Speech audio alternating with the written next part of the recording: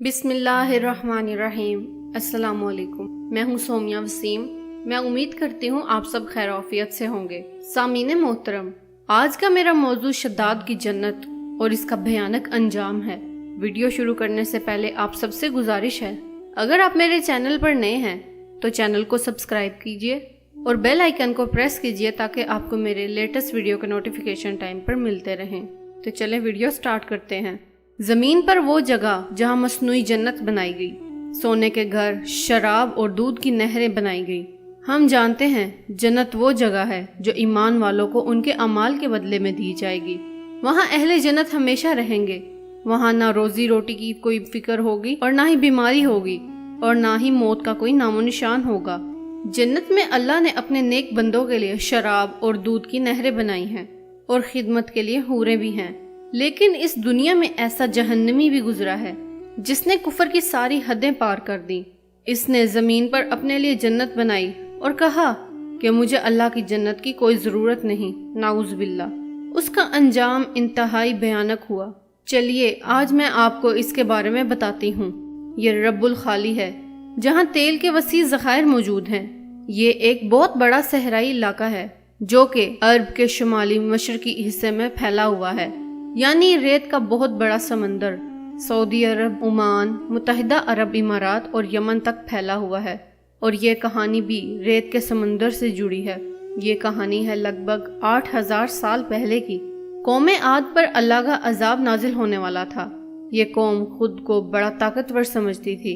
ان کی قوت کا اندازہ اس بات سے لگایا جا سکتا تھا، زمین پر پڑا ایک بھاری پتھر جس کو اٹھانے کے لیے کتنے لوگ لگیں تب بھی وہ اپنی جگہ سے نہیں ہلتا۔ قوم عاد کے لوگ ویسا بڑا پتھر ایک ہاتھ سے اٹھانے کی طاقت رکھتے تھے۔ اس قوم میں زندگی بھی صدیوں جتنی لمبی ہوا کرتی تھی۔ یہ لوگ 900 سے 1000 سال تک زندہ رہا کرتے تھے۔ عمر کے ساتھ ساتھ ان کا قد بھی بہت لمبا ہوا کرتا تھا۔ ان کے دانت بھی مضبوط ہوتے کہ سینکڑوں سال ٹوٹ نہ پاتے۔ ان کی آنکھیں بھی کمزور نہ ہوتی۔ ان کو کسی بیماری کا کوئی خوف نہ تھا کیونکہ وہ بیمار نہ ہوتے اور سینکڑوں سالوں کی زندگی تندرستی کے ساتھ گزارتے۔ اس قوم پر شداد حکومت کرتا تھا جو وقت کا بادشاہ تھا۔ حضرت ہود علیہ السلام نے اسے اور اس کی قوم کو اللہ پر ایمان لانے کی دعوت دی، مگر وہ نہ لائے۔ شداد کے پاس عسکری قوت کی کمی نہ تھی۔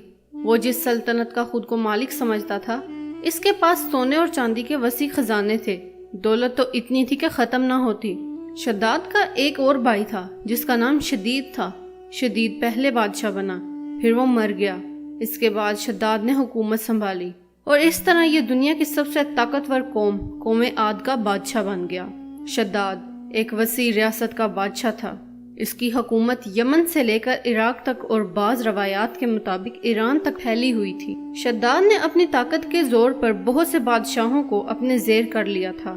چنانچہ اس بدبخت کو حضرت ہود علیہ السلام نے سمجھانے کی بہت کوشش کی، لیکن اس کا دل بند تھا۔ چنانچہ جب حضرت ہود علیہ السلام نے شداد کو اللہ کی وحدانیت کی طرف بلایا اور یہ خدا کی عبادت کرنے کا حکم دیا، تو اس وقت شداد اور حضرت ہود علیہ السلام میں زبردست مکالمہ ہوا۔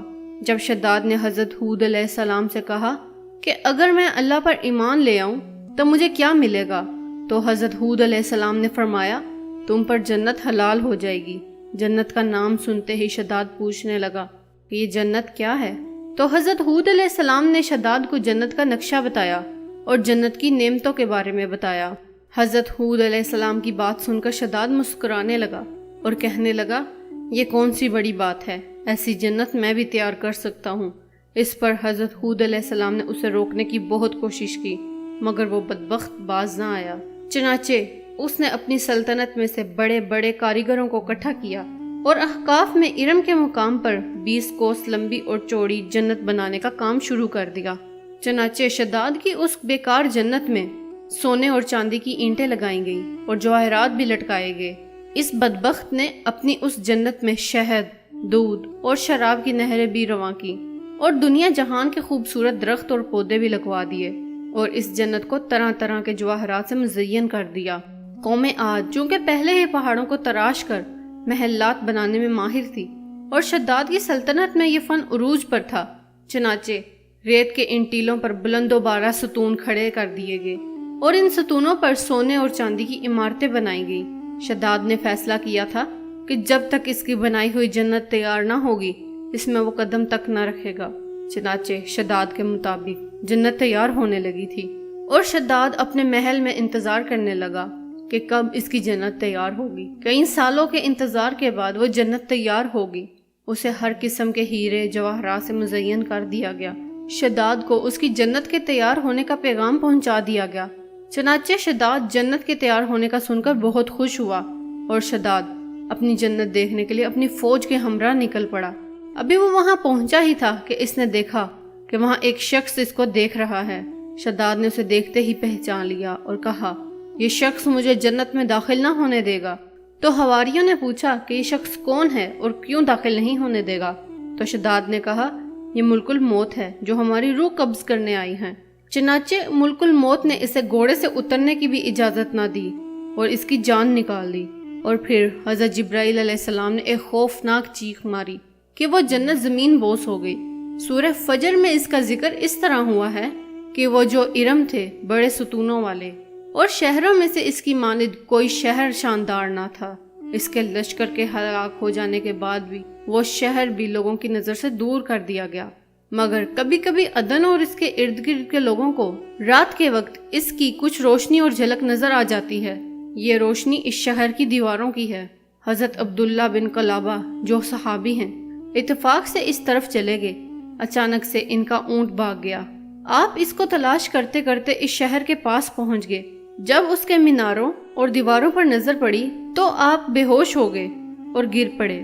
جب ہوش آیا تو سوچا کہ اس شہر کی شکل بالکل ویسی ہی ہے جیسے حضور پاک صلی اللہ علیہ وآلہ وسلم نے شداد کی جنت کے بارے میں بیان فرمایا ہے۔ وہ سوچنے لگے، میں یہ خواب دیکھ رہا ہوں یا اس کا کسی حقیقت کے بارے میں کوئی تعلق ہے؟ یہ سوچ کر وہ اس کے اندر داخل ہوئے جہاں جنت کی طرح نہریں اور درخت تھے، لیکن وہاں کوئی انسان نہ تھا۔ آپ رضی اللہ تعالیٰ عنہ نے وہاں پڑے ہوئے کچھ جواہرات اٹھائے اور واپس چل دیے۔ وہاں سے وہ سیدھے اس وقت کے دارالخلافہ دمشق میں پہنچے جہاں حضرت امیر معاویہ رضی اللہ تعالیٰ عنہ موجود تھے۔ وہاں جو کچھ ماجرا ان کے ساتھ پیش آیا انہوں نے سب بیان کیا۔ حضرت امیر معاویہ رضی اللہ تعالیٰ عنہ نے پوچھا کہ آپ نے وہ شہر حالت بیداری میں دیکھا یا نیند میں؟ تو حضرت عبداللہ نے فرمایا، بالکل بیداری میں دیکھا تھا۔ پھر اس کی تمام نشانیاں بتائیں کہ وہ عدن کے پہاڑ کے فلاں جانب اتنے فاصلے پر ہے اور ایک طرف فلاں درخت اور ایک طرف کنواں ہے، اور یہ جواہرات میں نشانی کے طور پر لایا ہوں۔ جس پر امیر معاویہ رضی اللہ تعالیٰ عنہ نے تصدیق کرتے ہوئے کہا، ہاں ایک ایسا شہر موجود تھا۔ سامعین محترم، میں امید کرتی ہوں آپ کو آج کی ویڈیو پسند آئی ہوگی۔ ویڈیو پسند آئے تو ویڈیو کو لائک کیجئے، شیئر کیجئے اور چینل کو سبسکرائب کیجئے۔ آپ سے ملاقات ہوتی ہے انشاءاللہ نیکسٹ ویڈیو میں۔ تب تک کے لیے اللہ حافظ۔